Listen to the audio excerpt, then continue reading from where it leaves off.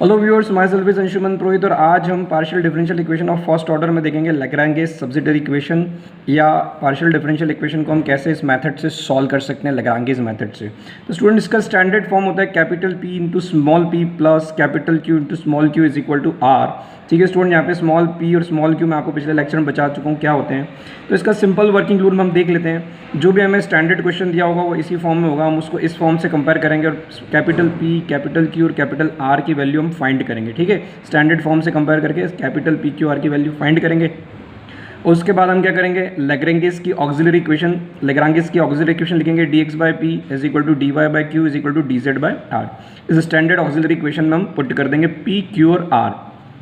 इसके बाद स्टूडेंट क्या करना है, कोई से भी दो इंडिपेंडेंट इंटीग्रल चुनना है। जैसे मान लीजिए पहले ये दो चुन लिए dx/p is equal to dy/q या फिर dy/q is equal to dz/r, ये दोनों चुन लिए और इन दोनों को हमने सॉल्व करा। तो मान लीजिए u is equal to a कोई कांस्टेंट आया, इन दोनों को सॉल्व करा तो v is equal to b कोई कांस्टेंट आया। आप चाहें तो ये दोनों भी चूज़ कर सकते हैं, मतलब दो इंडिपेंडेंट इंटीग्रल चूज़ करना है, या तो ये दो या फिर ये वाले और ये वाले, कोई से भी दो आप चूज़ कर सकते हैं। तो दो इंडिपेंडेंट इंटीग्रल को सॉल्व करने के बाद आपको एक सॉल्यूशन मिलेगा उनका, जैसे u is equal to a मिल गया, v is equal to b मिल गया, और आप सीधे आंसर लिख सकते हैं उसको फाई का फंक्शन बना के u, v is equal to 0। तो देखते हैं हम इसको कैसे सॉल्व कर सकते हैं क्वेश्चन लेके। तो हमें क्वेश्चन दे रहेगा solve yz small p plus zx small q is equal to xy। तो पहचान में तो आसानी से आ रही इक्वेशन। अब यहाँ पे अगर हम जो है इक्वेशन को कंपेयर करें सॉल्व करने पे, तो कैपिटल P कितना हो जाएगा, स्मॉल p के साथ जो लिखा हो कैपिटल P, तो कैपिटल P हो जाएगा yz, कैपिटल Q कितना हो जाएगा यहाँ से कंपेयर करने पे zx, और इक्वल टू में जो r है वो कितना हो जाएगा xy।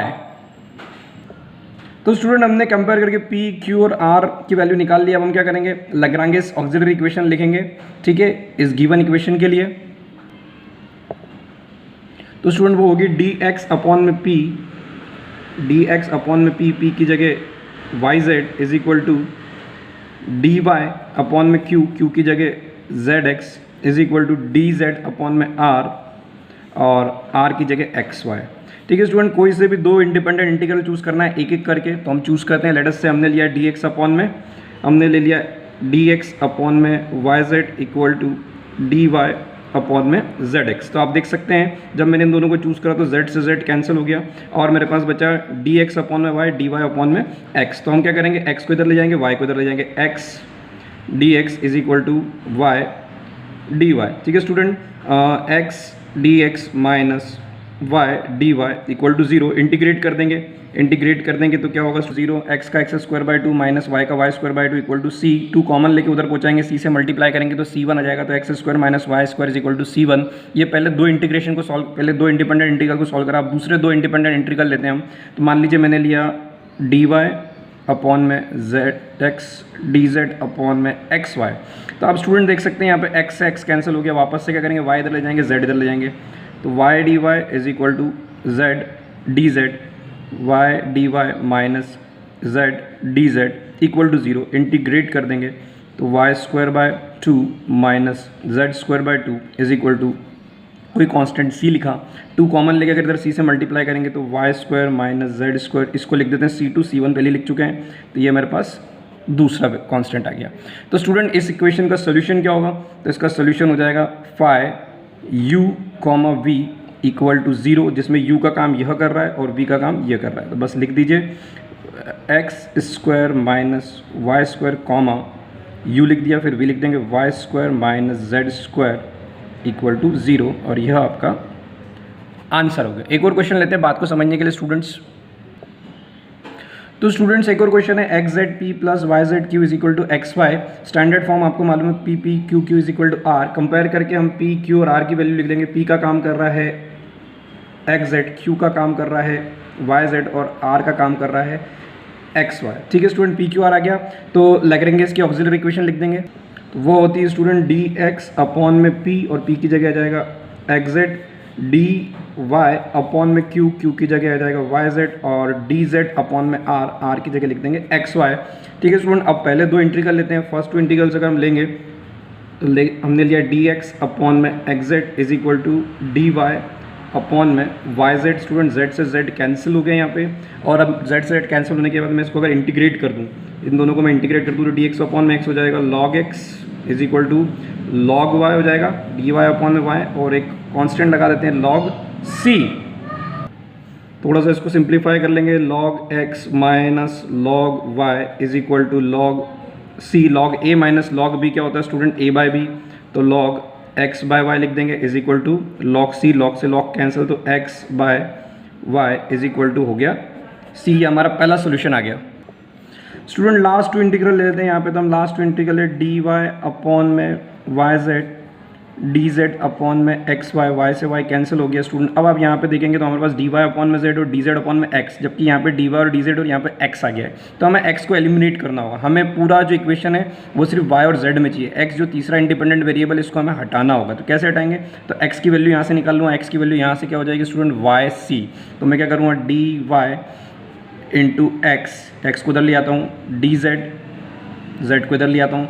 अब x की जगह क्या लिख देता हूँ मैं, x की जगह लिख देता हूँ वाई सी, तो ये x की जगह लिख दिया मैंने वाई सी, फिर डी वाई ऐसा कैसा is equal to z d z. तो अब पूरी इक्वेशन y और z में आ गई है। ये भी आपको ध्यान रखना है स्टूडेंट, इतना सीधा क्वेश्चन नहीं रहेगा जैसा पिछला वाला था, थोड़ा सा क्वेश्चन में ऐसे ट्विस्ट आ सकते हैं। आप आखिरी के दो भी लेंगे, पहला और लास्ट भी लेंगे, तो भी आपको ये चीज़ दिखेगी, ठीक है स्टूडेंट। तो ये आपको समझना होगा, इस तरह का काम भी आपको करना है। तो आगे बढ़ते हैं स्टूडेंट, इंटीग्रेट कर देते हैं। तो वाई डी वाई का इंटीग्रेशन हो जाएगा वाई स्क्वायर बाय 2, अगर मैं इसको इंटीग्रेट करूँ तो कॉन्स्टेंट तो बाहर आ जाएगा। इसी तरीके से जेड स्क्वायर बाय 2 मेरे पास ये आ जाएगा इज इक्वल प्लस, यहाँ पे इक्वल टू है, प्लस एक कांस्टेंट यहाँ पे लिख देता हूँ मैं C2, ठीक है स्टूडेंट्स। तो यहाँ पे क्या होगा स्टूडेंट्स, बस आपका काम हो गया है। अब आप यहाँ पे C का वैल्यू पुट कर दीजिए, C का वैल्यू क्या है, x बाय वाई, तो यहाँ पे C की जगह में लिख दिया x by y, y square by 2 is minus, इसको उठा के इधर ले आते हैं, z square by 2 is equal to क्या बचेगा, C2 बचेगा, ठीक है स्टूडेंट्स। तो y से y कैंसिल हो गया, y से y कैंसिल हो गया, तो यहाँ पे क्या बचेगा, x y minus z square, ये 2 मैंने नीचे से कॉमन लिया और इधर C2 के पास पहुँचाया, और इसको मैंने लिख दिया कोई कांस्टेंट C3, तो ये मेरे पास जो है V आ गया। यहाँ मेरे पास U आ गया था, C एक कांस्टेंट के बराबर, दूसरे कांस्टेंट के बराबर मेरे पास V आ गया है। तो फाइनली मेरा सोल्यूशन क्या होता है, U comma V equal to 0। U का काम एक कांस्टेंट के बराबर U आ रहा है, यानी कि x by y, comma V का काम मेरा कौन कर रहा है, x y minus z square. ये मेरा सोल्यूशन हो गया, ठीक है students. Phi of u comma v is equal to 0, तो एक कांस्टेंट के बराबर जो वैल्यू आ रही है इंडिपेंडेंट वेरिएबल्स की वो u, दूसरे कांस्टेंट के बराबर जो इंडिपेंडेंट वेरिएबल्स आ रहे हैं उसको मैंने v मान लिया। ये कुछ भी हो सकता है, आगे पीछे भी लिख सकते हैं आप इसको u लिख दें, इसको v लिख दें, इससे कोई फर्क नहीं पड़ने वाला है स्टूडेंट। तो हो आगे बढ़ते हैं और थोड़े से कॉम्प्लिकेटेड क्वेश्चन लेते हैं students. Student x y square plus z p minus y x square plus z q is equal to z x square minus y square. ये हमें सॉल्व करना है इक्वेशन। हम पहचान पा रहे हैं लेग्रांजेस मेथड, लेग्रांजेस इक्वेशन है। तो standard form capital P small p plus capital Q small q is equal to R। हम क्या करेंगे, यहाँ से P Q R की वैल्यू लिख देंगे। तो स्टूडेंट P Q R की वैल्यू, P का काम कौन कर रहा है, यहाँ से P का काम कर रहा है x y square plus z, Q का काम कौन कर रहा है स्टूडेंट, Q का काम कर रहा है माइनस का y x square z, small q का कोफिशिएंट। इसी तरीके से स्टूडेंट R का काम कौन कर रहा है, R का काम कर रहा है z x square minus y square. तो हमने क्या करा स्टूडेंट, P Q और R लिख दिया। अब हम ऑक्सिलरी इक्वेशन लिख देंगे लेग्रांजेस की। तो वो होती है स्टूडेंट dx अपॉन में P की जगह x y square z, dy upon में Q की जगह माइनस का y x square plus z is equal to d Z upon में R, और R की जगह z x square minus y square. तो ये हमने लिख दी ऑक्सिलरी इक्वेशन। अब स्टूडेंट्स यहाँ पे अगर मैं कोई से भी दो इंटीग्रल यदि लेता हूँ, जैसे dx अपॉन में दिस एंड dy अपॉन में दिस, तो आप देख सकते हैं इसमें तीसरा इंडिपेंडेंट वेरिएबल z जो है रिमूव हो ही नहीं रहा है। इसी तरीके से मैं इन दोनों को लेता हूँ, y और dz वाले दो इंडिपेंडेंट वेरिएबल लेता हूँ, तो इसमें से x रिमूव नहीं हो सकता। स्टूडेंट ध्यान से रखिए, आप मेरा आपको सजेशन है यहाँ पे कि आप इसको नोट करें और आप इसको सॉल्व करके देखिए पिछले क्वेश्चन की तरह। तो ऐसा इस बार नहीं होने वाला है। तो मैं आपको यहाँ पे एक चीज़ समझाना चाहूँगा, एक नई चीज़ आपको बताना चाहूँगा। स्टूडेंट यहाँ पर रैंडमली मैंने कुछ रेशियो लिखे हैं, 3/9 is equal to 9/27 is equal to 27/81। आप देखेंगे इन सबको सॉल्व करेंगे तो सबका रेशियो कितना आएगा, 1/3। ये हम सब समझ रहे हैं। अब स्टूडेंट यहाँ पे आप एक चीज़ नोटिस करें, अगर मैं इन तीनों को ऐड कर दूँ, 3 + 9 + 27, डिनोमिनेटर को ऐड कर दूँ तो ये आएगा 39/117। ये भी 1/3 आएगा सॉल्व करेंगे तो। इसी तरीके से स्टूडेंट अगर मैं इन दोनों को ले लूँ, इन दोनों को ऐड करूँ 3 + 9 और इनके डिनोमिनेटर को ऐड करूँ तो ये आएगा 12/36 और ये भी 1/3 आएगा। इसी तरीके से अगर मैं इन दोनों को ऐड कर दूँ, इन दोनों को ऐड करूँ 9 + 27, 27 + 81, तो ये आएगा 36/108, ये भी 1/3 आएगा। अगर मैं इन दोनों को सब्ट्रैक्ट कर दूँ 9 - 3/27 - 9, तो ये आएगा 6/18, ये भी आएगा 1/3। तो स्टूडेंट यही हम यहाँ पे करने वाले हैं। हमने यहाँ पे एक चीज़ सीख ली कि रेशियोज़ हैं, इन रेशियोज़ को आप ऐड करो चाहे सब्ट्रैक्ट करो, इनमें कुछ मल्टीप्लाई करो, इनमें कुछ डिवाइड करो, इनका रेशियो हमेशा फिक्स रहेगा। बस ये कि जो आप इधर मल्टीप्लाई करो वो इधर करो, वही आपको ऊपर नीचे करना है। तो हम इसी तरह का कुछ मेथड यहाँ पे अडॉप्ट करने वाले हैं।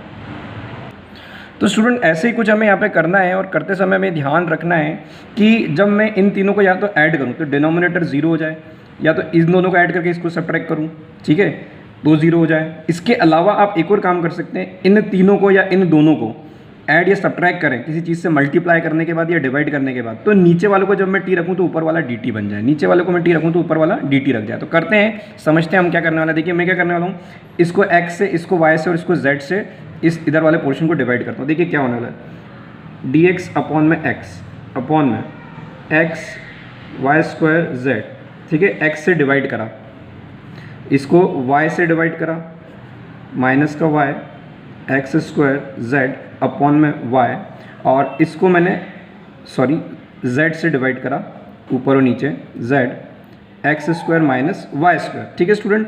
इस वाले को मैंने एक्स से डिवाइड करा, इसको मैंने वाई से और इसको मैंने जेड से डिवाइड करा, और इन तीनों को, अब ये जो तीनों आए हैं इन तीनों को मैं ऐड करके इसके सामने लिख देता हूँ, ठीक है ना। तो इन तीनों को मैं ऐड करूँगा तो ये एक्स एक्स कैंसिल, ये वाई से वाई कैंसिल, यहाँ पे z से z कैंसिल हो जाएगा, ठीक है, यहाँ z लिखना भूल गए थे।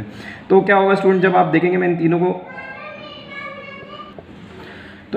ऐड कर देते हैं, तो ऊपर ऊपर न्यूमरेटर, नीचे नीचे डिनोमिनेटर ऐड कर दूंगा, डी एक्स अपॉन में एक्स, डी वाई अपॉन में वाई, डी जेड अपॉन में जेड, तो डिनोमिनेटर भी ऐड हो जाएंगे।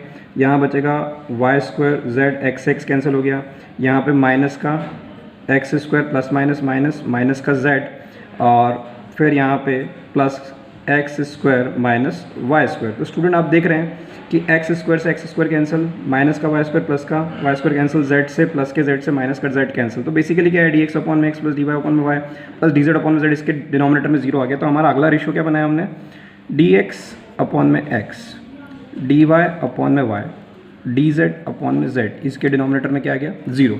तो हमने स्टूडेंट अब इसके साथ कोई भी एक इंटीग्रल हम ले सकते हैं। तो हम क्या करेंगे, कोई सा भी आपको जो ठीक लगे एक इंटीग्रल आप इसके साथ ले सकते हैं,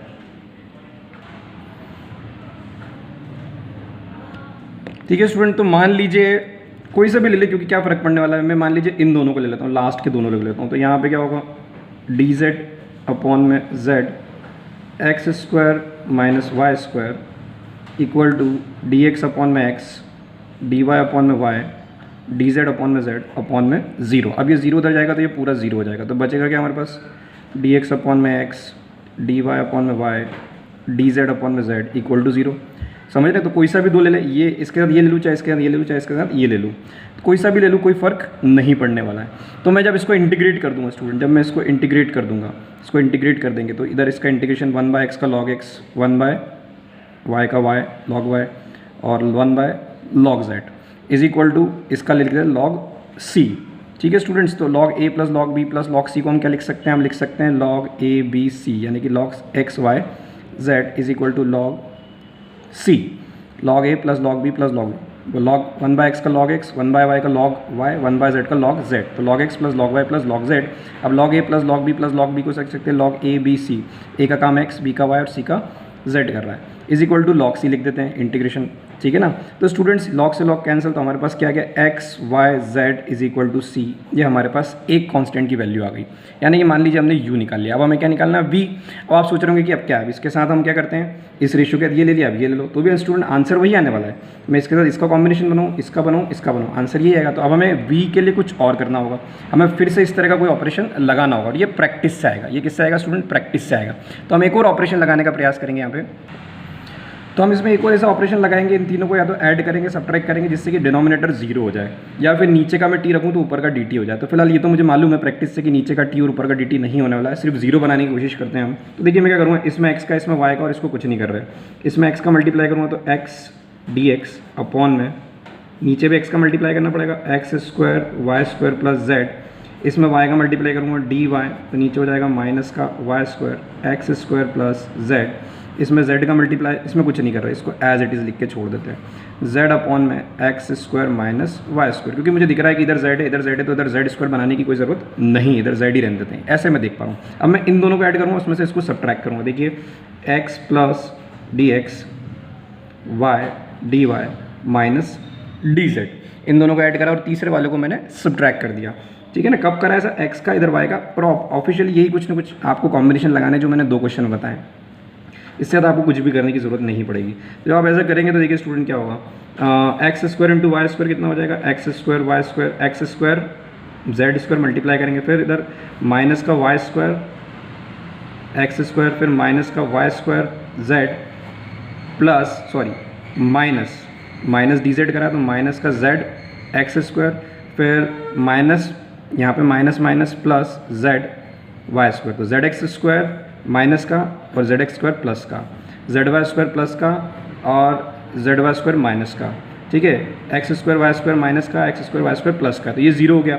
तो बेसिकली हम क्या कर सकते हैं, इसके इक्वल टू में x d x plus y d y minus d Z upon में 0 लिख सकते हैं। अब कोई सा भी दो ले लो, कोई फ़र्क नहीं पड़ता, नीचे 0 आ गया है तो कोई से भी दो इंडिपेंडेंट इंटीग्रल, कोई से भी दो चूज़ कर लेते हैं। तो मैंने चूज़ कर लिया लेट अस से डी जेड अपॉन में z x square minus y square x d x y d y minus d Z upon में 0। ठीक है स्टूडेंट, तो अब ये इधर जाएगा तो 0 is equal to x d x y d y minus d z. Integrate कर देते हैं इसको, इंटीग्रेट कर देंगे तो क्या होगा स्टूडेंट, ये हो जाएगा एक्स स्क्वायर बाई 2, ये हो जाएगा वाई स्क्वायर बाई 2 और ये हो जाएगा जेड इज इक्वल टू कोई कांस्टेंट इस तरफ। ठीक है स्टूडेंट्स, तो ये आपका क्या आ गया, दूसरी वैल्यू आ गई। आप चाहें तो इसको ऐसे भी लिख सकते हैं, x square plus y square minus 2z, मैंने एलसीएम ले लिया और जो 2 एलसीएम में अगर सी के पास पहुँचा के सी से मल्टीप्लाई करा 2 को, तो 2c को मैंने लिख दिया c1।